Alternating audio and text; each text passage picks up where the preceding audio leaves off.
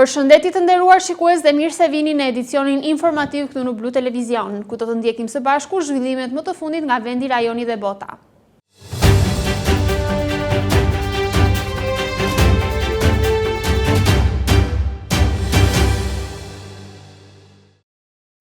Për bizneset e turizmit në Vlorë, Shqipëria ndodhet në një moment të rëndësishëm për sa i përket tregu turistik ndërkombëtar.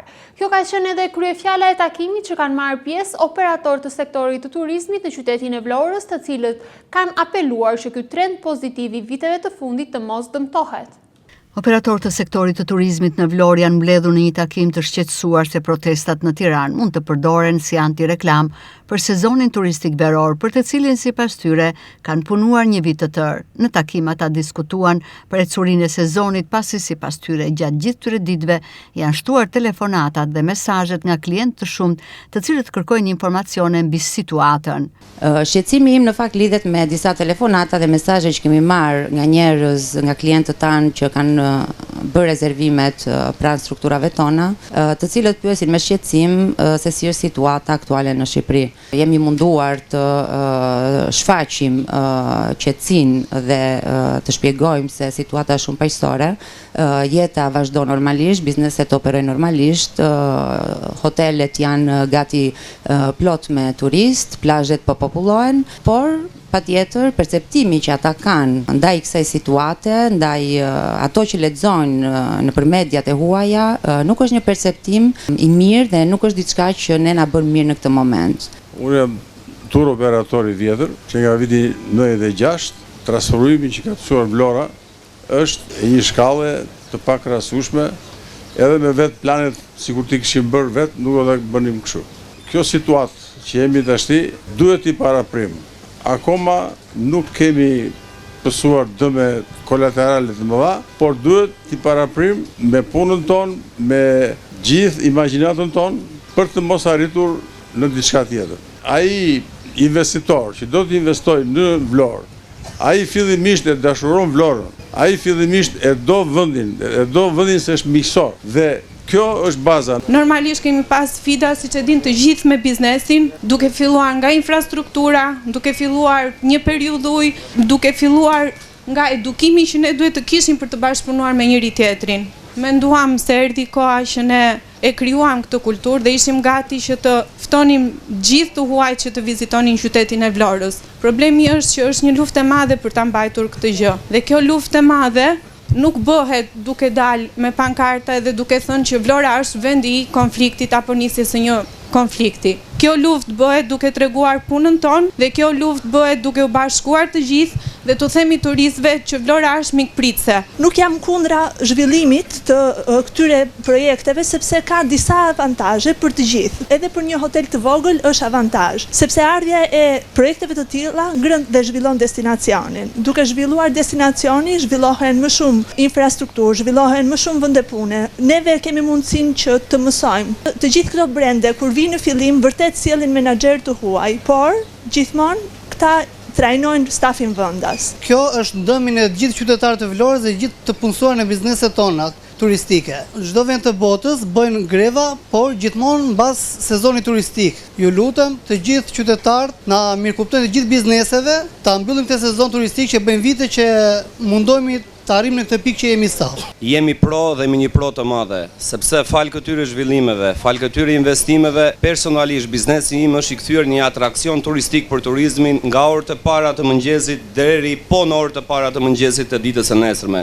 Ndaj le të mos merremi me fjalë, le të mos merremi me protesta, sepse Vlora nuk ka kohë për protesta, Vlora ka kohë për punë dhe të gjithë së bashku le të punojmë për një Vlorë më moderne, më mikpritse dhe më konkurruese në rajon. Demonstrata do ketë, patjetër që do ketë, sepse janë njerëzit janë të lirë, do demonstrojnë, por si vlonjat nuk më vjen hiç mirë të gjoj nga ata atje në demonstrat që do të rëmbejnë njerëz zvarr, do të varin njerëz në litar, e lloj shprehjesh të tjera, e kur i kemi ne këto shqetësime të mendojmë për ata të huajt se çfarë mund të thonë ata të huajt për vendin tonë, për Shqipërinë. Edhe nëse kanë ndarë mendjen, siç e kanë ndarë mendjen e kanë bërë pronotinë dhe para 6 muajsh apo 7 muajsh, që kur është mbyllur sezoni, tani kanë filluar të tërhiqen mbrapsht. Se në një vend të tillë me shqetësime të tilla nuk mundet që të vinë. Çfarë po ndodh sot me ndërtimin në Vlorë? Ne kemi një fat shumë të madh sepse jemi në një situatë sapo kemi filluar të importojmë arkitekturë moderne të cilët në mënyrë private ne investitorët që ndërtojmë, po aplikojmë këtë në të gjitha këto kantiere ndërtimi që ju shikoni rreth e rrotull. Kjo do të sjellë padyshim një zhvillim shumë të madh, edhe një turizëm arkitekturor shumë të madh në Vlorë, përveç se turizmit bregdetar, malor e tjera me radhë. Klima është shumë e rëndësishme, besimi që ne duhet kemi, që ne do të ecim para dhe këtë qytet do ta bëjmë shumë të zhvilluar dhe një nga më të mirët këtu në Mesdhe, sepse kemi mundësinë që po fillojmë në një moment kur gjërat janë më të avancuara, ku gjërat janë më smart dhe ne mund të ndërtojmë shumë herë më bukur dhe më mirë se fqinjët tanë, cilët i kanë bërë këto investime 30 apo 40 vjet më përpara. Sot Vlora është kthyer në destinacion. Është kthyer vëmendje të bizneseve ndërkombëtare, të niveleve konkurruese globale që t'i bëjnë investimet këtu në qytetin tonë të dashur. Të gjë kaq të mirë që është duke u bërë, ne t'i themi një po të madhe. Me këto zhvillimet e fundit duhet të jemi të mirë orientuar, që të kuptojmë që nesër mos të jetë vonë. Së bashku ne të gjithë operatorët turistik duhet që të kuptojmë situatën. Pranvera filloi shumë mirë, tash ka të mësuar një rënje të hajde marrim vesh ashin nga puna vjen. Po, inshallah nuk zgjat shumë kjo lloj situate. Kemi pasur goxha anullime të rezervimeve, telefoni nuk bie më vetëm për të pyetur për data të lira, apo pyesin vetëm për sigurinë. A ka siguri Vlora, a ka siguri Zvërneci? Vasil Bedina, i kreu i operatorëve të Jugut, tha se vlerëson dhe respekton zhvillimin e protestave, por ato duhet jenë të koordinuara në kohë që të mos cënohet sezoni veror. Në këtë pikë sezonin që sapo kemi filluar, ishim mirë në sezonin e ulët, ashtu siç e kemi diskutuar të gjithë bashkë, kemi pasur një rritje dhe kemi bërë më të mirën e mundshme që kjo rritje të jetë graduale, pothuajse vit me vit. Pra është puna e gjithë secilit prej nesh, që Vlora është atje ku është sot. Jemi përmirësuar në sektorin e shërbimit, sektorin e akomodimit, në sektorin e bashkëpunimit me operatorë të huaj, por ne do të përqendrohemi te puna jon, promovimi i Vlorës, te rritja e shërbimit, te cilësisë së shërbimit. Vlora tashmë, ashtu siç e kemi thënë, nuk ka një të ardhme tjetër. Ka vetëm një të ardhme turistike, një destinacion turistik. Duhet të kemi dhe ato që po fliten në ditët e fundit që nuk duhet të ketë zhvillim. Jo, duhet të ketë zhvillim. Dhe nëse do duam që Vlora të jetë një qytet elitar, ashtu siç e kemi folur gjatë gjithë kohës bashkarisht, patjetër që na duhen dhe investime elitare. Patjetër që na duhen dhe brende. Patjetër duhet që të njihemi në gjithë botën që ky vend e filloi nga zerua dhe ka shkuar diku, dhe të shkoj akoma më lart. Të vazhdojmë ta promovojmë Vlorën, të vazhdojmë të konkurrojmë, të vazhdojmë të mbështesim të gjithë ata që duan të investojnë në Vlorë, patjetër duke u përshtatur gjitha standardeve, se mi vjen vitin 2026 që nga ne të parët çdo ndërtim që e bëjmë me disa parametra, e bëjmë me disa kushte për të ruajtur natyrën, për të ruajtur mjedisin dhe për të ruajtur gjithçka që na ka falë ky vend. Le t'i hapim rrugë investimeve, si të vijë banka që patjetër është e mirëpritur në Vlorë, po dhe kushdo tjetër që shikon që Vlora është një vend për të investuar, nga ana jonë si vlonjat është i mirëpritur. Sipas Bedinaj, në shumë struktura hotelerike ka nisur anullimi i shumë rezervimeve nga të huajt. Duhet të vazhdojmë pa marrë në konsiderat se çfarë po ndodh, ashtu siç ndodh gjithmonë me Vlorën, që na marrin si files të diçkaje. Në rast se në Tiranë duan të protestojnë, le të protestojnë, është e drejtë e tyre. Ne do të vazhdojmë të bëjmë promovimin e këtij qyteti, duhet të vazhdojmë ta promovojmë çdo ditë, me konkurrencë patjetër, se konkurenca siç e dinë të gjithë është shumë e gjerë.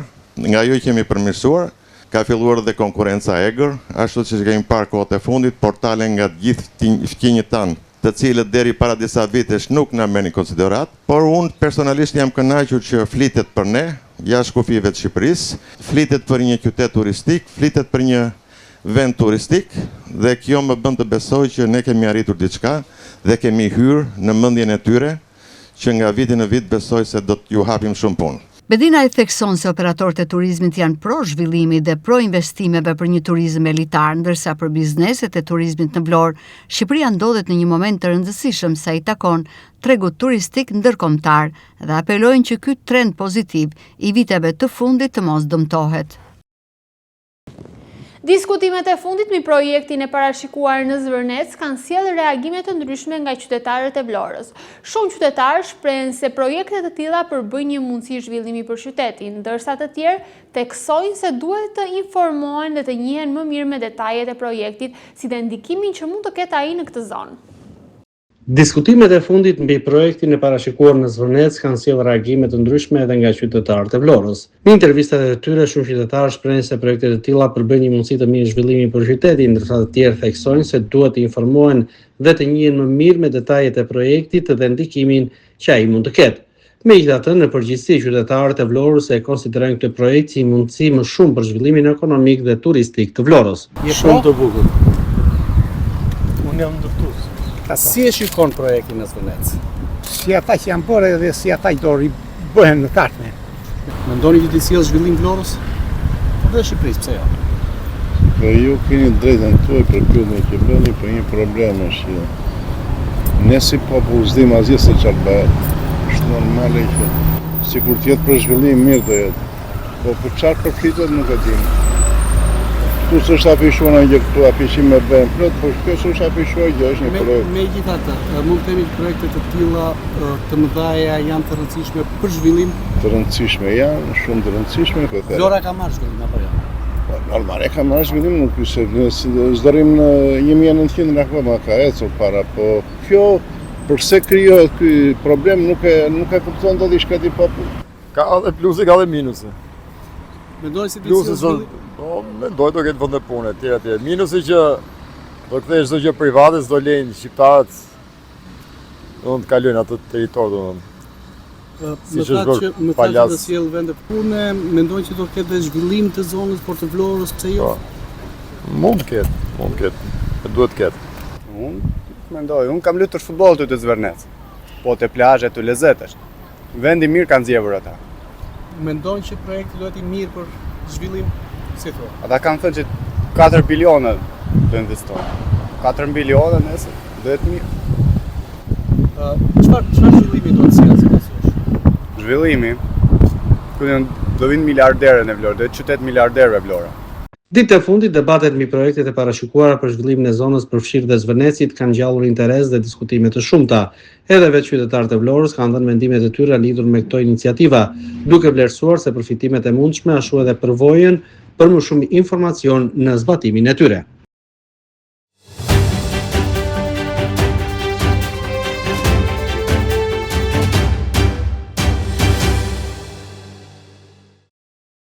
Diskutimet e fundit mbi projektin e parashikuar në Zvërnec kanë sjellë reagime të ndryshme edhe nga qytetarët e Vlorës. Në intervistat e tyre, shumë qytetarë shprehen se projektet e tilla përbëjnë një mundësi të mirë zhvillimi për qytetin, ndërsa të tjerë theksojnë se duhet të informohen dhe të njihen më mirë me detajet e projektit dhe ndikimin që ai mund të ketë. Megjithatë, në përgjithësi, qytetarët e Vlorës e konsiderojnë këtë projekt si mundësi më shumë për zhvillimin ekonomik dhe turistik të Vlorës. Shumë të bukur. Unë jam ndërtues. Si e shikon projektin në Zvërnec? Si ata që janë bërë dhe si ata që do bëhen në tashme. Mendoni që të sjellë zhvillim Vlorës? Dhe Shqipërisë, pse jo? Po ju keni drejtën tuaj për pyetjen që bëni, po një problem është që ne si popull s'dim asgjë se çfarë bëhet. Është normale që sikur të jetë për zhvillim mirë do jetë. Po për çfarë përfitet nuk e dim. Tu s'është afishuar një gjë këtu, afishim me bën plot, po kjo s'është afishuar gjë, është një projekt. Megjithatë, mund të themi që projekte të tilla të mëdha janë të rëndësishme për zhvillim. Të rëndësishme janë, shumë të rëndësishme, po them. Vlora ka marrë zhvillim apo jo? Po normal e ka marrë zhvillim, nuk se s'dorim në 1900 akoma ka ecur para, po kjo përse krijohet ky problem nuk e kupton dot diçka ti popull. Ka edhe pluse, ka edhe minuse.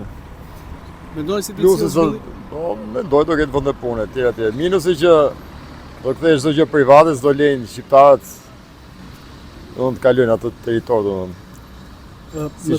Më thatë të sjell vende pune, mendoj që do ketë dhe zhvillim të zonës për të Vlorës, pse jo? Mund të ketë, duhet të ketë. Unë mendoj, unë kam luajtur futboll të Zvërnec. Po te plazhet të lezetesh. Vendi mirë kanë zgjedhur ata. Mendojnë që projekti duhet i mirë për zhvillim? Si thua? Ata kanë thënë që 4 bilione do investojnë. 4 bilione nëse do jetë mirë. Çfarë zhvillimi do të sjellë si pasosh? Zhvillimi, do vinë miliarderë në Vlorë, do të qytet miliarderëve Vlora. Ditë e fundit, debatet mbi projektet e parashikuara për zhvillimin e zonës përfshirë dhe Zvërnecit kanë ngjallur interes dhe diskutime të shumta. Edhe vetë qytetarët e Vlorës kanë dhënë mendimet e tyre lidhur me këto iniciativa, duke vlerësuar se përfitimet e mundshme ashtu edhe përvojën për më shumë informacion në zbatimin e tyre. 3 milion euro është vlera e investimit për ndërtimin e portit të ri të Vlorës, projekti konsideruar ndër më të rëndësishmit për zhvillimin e infrastrukturës portuale dhe ekonomike të qytetit. Ndërkohë punimet në teren vijojnë për përgatitjen e infrastrukturës së nevojshme në funksionin e fazave të mëtejshme të projektit. Vijojnë punimet për ndërtimin e portit të ri në zonën e Triportit në Zvërnec. Aktualisht është bërë rrethimi i kantierit ku do ndërtohet edhe moli i ri i cili do të shërbej për ankorimin e trageteve, por edhe mjeteve të tjera lundruese, kryesisht atyre të mallrave. Ky cilësohet një nga investimet më të rëndësishme në qytetin e Vlorës, pikërisht ndërtimi i portit të ri i cili do të zgjerohet së bashku me portin e anijeve të peshkimit i cili ndodhet pikërisht në këtë vend. 43 milion euro është vlera e investimit për ndërtimin e portit të ri të Vlorës, një projekt i konsideruar ndër më të rëndësishmit për zhvillimin e infrastrukturës portuale dhe ekonomike të qytetit. Punimet në teren janë intensifikuar ndjeshëm gjatë javëve të fundit, ndërsa është realizuar dhe rrethimi i kantierit ku do të ndërtohet porti i ri. Në zonë vijon puna për përgatitjen e infrastrukturës së nevojshme në funksion të fazave të mëtejshme të projektit. Porti i ri i Vlorës do të shërbejë për ankorimin e trageteve, mjeteve të tjera lundruese si dhe anijeve të transportit të mallrave, duke krijuar kushte më moderne dhe më efikase për përpunimin e flukseve detare. Ky investim pritet të rrisë kapacitetet portuale të qytetit, duke përmirësuar shërbimet për transportin e pasagjerëve dhe mallrave. Autoritetet e kanë cilësuar këtë projekt si një investim strategjik, i cili do të ndikojë drejt për drejt në zhvillimin ekonomik të Vlorës, në rritjen e aktivitetit tregtar dhe krijimin e mundësive të reja për bizneset që operojnë në sektorin detar. Punimet për ndërtimin e portit kanë nisur prej kohësh dhe po vijojnë sipas fazave të parashikuara, ndërsa përfundimi i tij pritet të japë qytetit një infrastrukturë moderne portuale në përputhje me standardet bashkëkohore të transportit dhe logjistikës detare.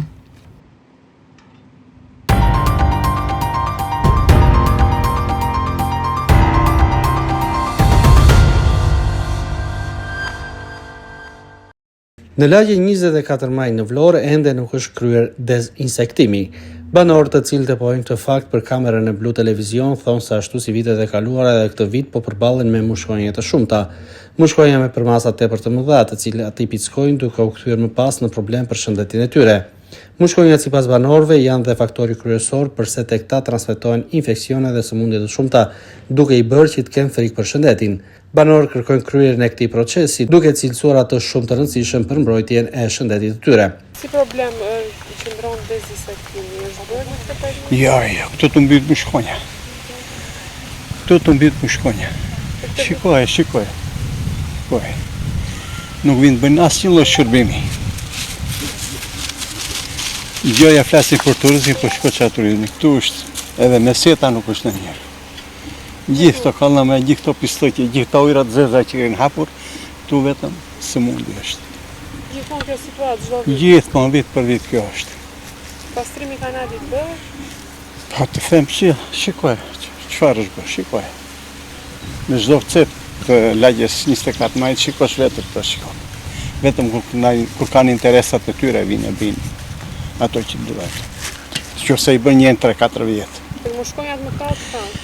Mushkënjat të mbyhet si mushkënjat. Janë si helikopter, kupton, si aeroplan.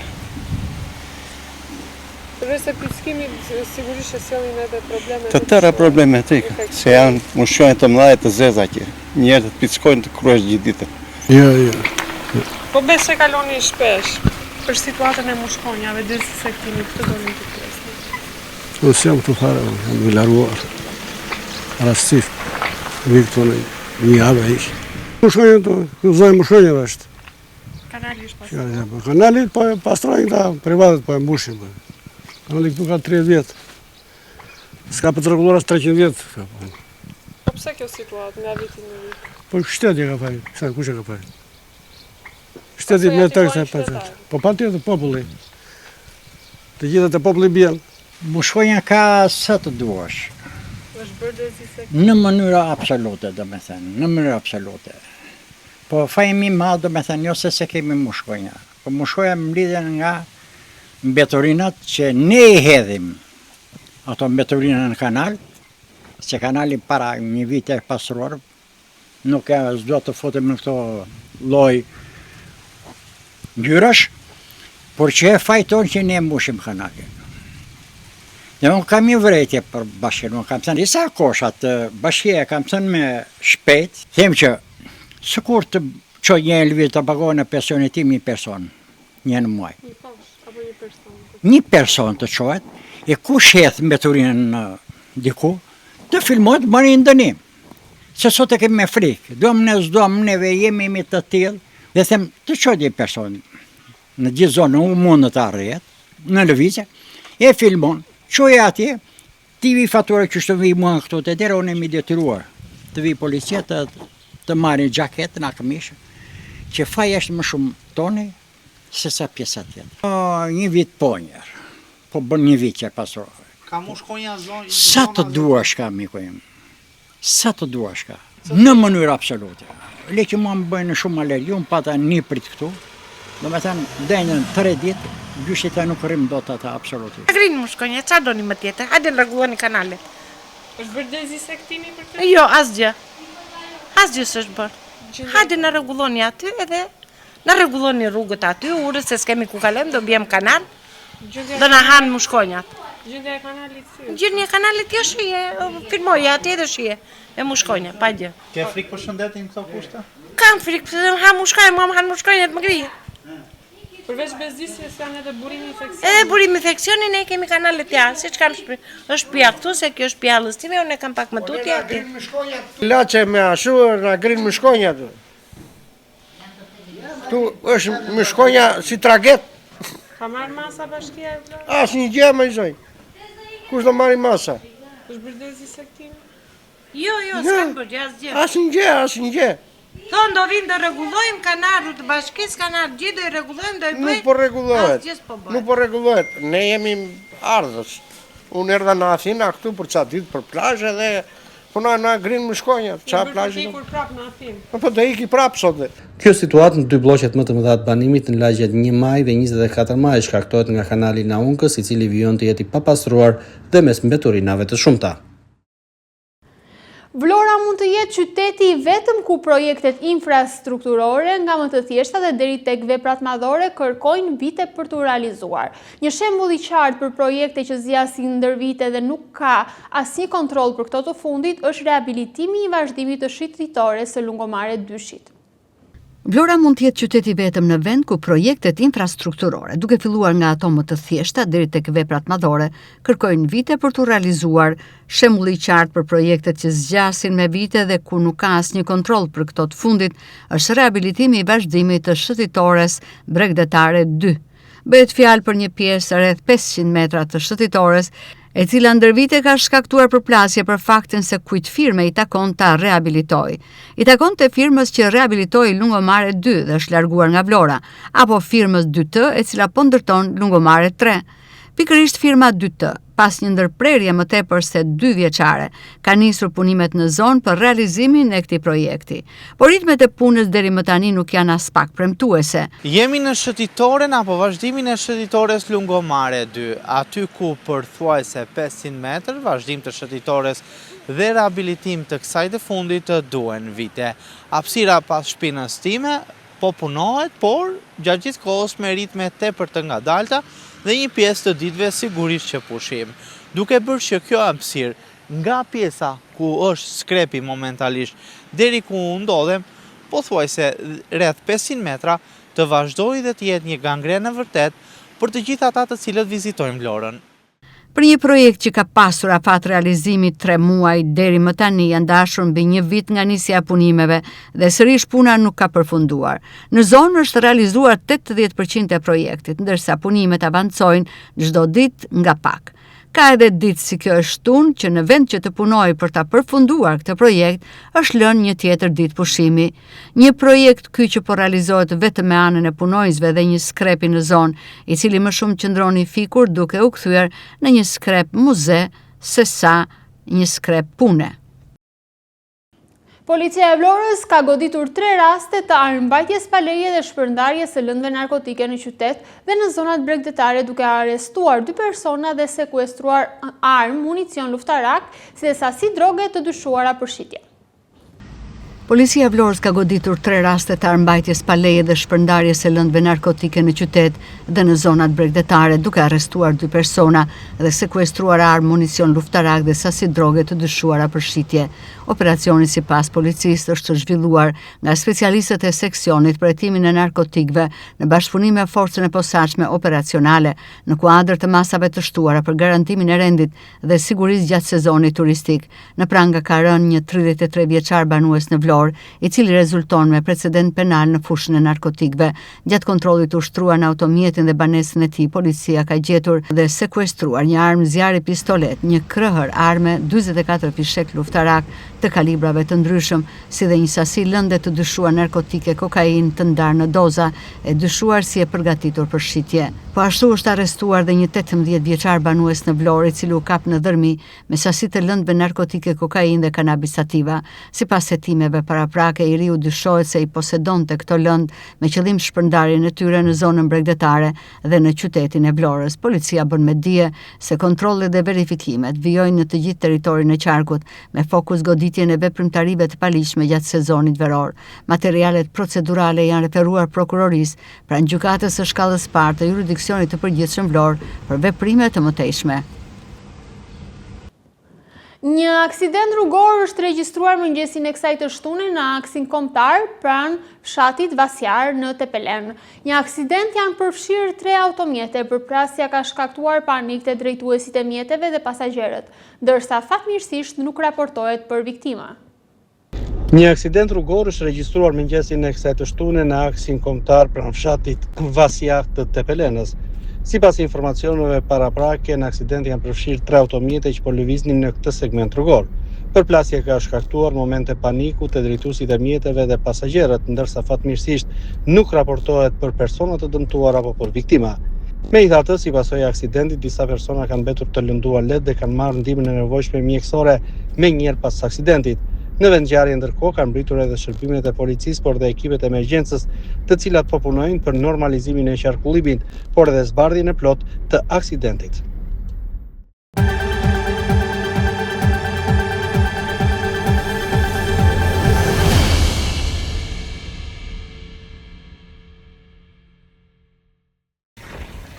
Udhëtarët që hyjnë ose largohen nga territori i Republikës së Shqipërisë janë të detyruar të deklarojnë shumat e mëdha të parave, si dhe çdo instrument të negociueshëm, metal të çmuar, gur të çmuar, sende me vlera apo objekte antike që mbajnë me vete, sapo të tejkalojnë vlerën e prej rreth 10.000 eurove ose kundër vlerën e saj në monedha të tjera. Ky detyrim, sipas Drejtorisë së Përgjithshme të Doganave, ka për qëllim sigurimin e transparencës, si dhe parandalimin e pastrimit të parave apo trafikut të paligjshëm të objekteve me vlerë. Detyrimi kryhet në zyrat e administratës doganore në pikat e kalimit kufitar, para se udhëtari të kaloj kontrollin e pasaportës nga autoritetet e policisë, si dhe të sigurisë. Formulari për raportimin e transportit të vlerave në kufi plotësohet pranë doganës e nuk kërkon pagesë për shërbimin. Udhëtarët duhet të paraqesin gjithashtu dokumente që justifikojnë burimin e të ardhurave që deklarojnë. Mos deklarimi ose deklarimi pasakt mund të sjellë edhe gjoba të konsiderueshme, si dhe veprime të mëtejshme sipas kodit penal dhe atij të procedurës penale. Për shumat nga 10.000 deri në 19.999 euro, gjoba për herën e parë është 20.000 lek, ndërsa për shumat më të larta, gjobat rriten proporcionalisht deri në 50% të vlerës së padeklaruar për shumën me mbi 50.000 euro. Autoritetet doganore theksojnë se deklarimi është i detyrueshëm pavarësisht mënyrës së udhëtimit, qoftë me avion, anije, makinë, motor, biçikletë apo këmbë, e pavarësisht se ku mbahen parat ose nëse ato janë në pronësi të udhëtarit. Rëndësi ka vetëm që çdo lloj vlere monetare mbi kufirin e lejuar të deklarohet para kalimit të kufirit për të shmangur penalitetet si dhe ndjekjet ligjore.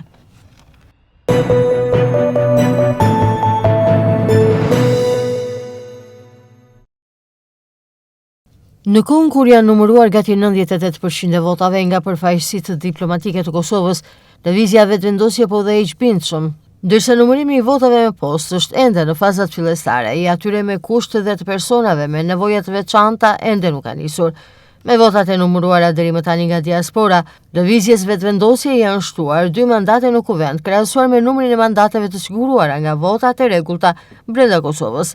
Deri më tani lëvizja vetëvendosje numëron 50 mandate në parlament, PDK 23 që do të thotë një më pak se në rezultatet paraprake, LDK 19 ndërsa AAK 8 mandate. KQZ-ja planifikon që t'i shpallë rezultatet përfundimtare të zgjedhjeve të 26 qershorit e më pas si certifikoj ato në datën 6 korrik, por këto afate janë vetëm planifikime pasi do të varet edhe nga ankesat që mund të ushtrojnë palot lidhur me procesin. Këto ishin zgjedhjet e treta në më pak se një vit e gjysmë. Në shumicën e shteteve europiane, 3 palët e zgjedhjeve të fundit janë shtrirë në një periudhë kohore prej rreth 7 deri në 10 vjet. Votimet e 7 qershorit u mbajtën pasi legjislatura e kaluar nuk arriti të kishte konsensus për zgjedhjet e presidentit brenda afateve kushtetuese, duke e zhytur vendin në një krizë të re politike. Të nderuar shikues, kjo ishte dhe gjithçka e përgatitur për edicionin informativ. Bashkë miru takofshim.